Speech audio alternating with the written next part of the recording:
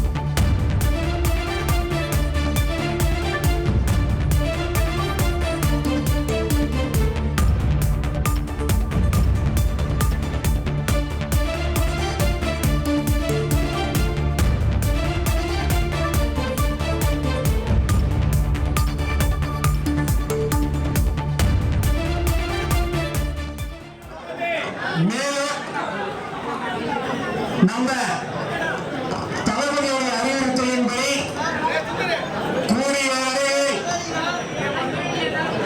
உழைப்பாளர்களுக்கு எல்லோருக்கும் பதவிகள் வழங்கப்படும் என்பதை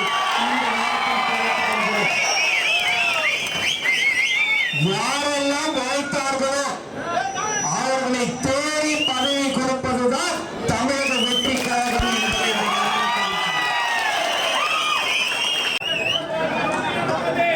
மேலும்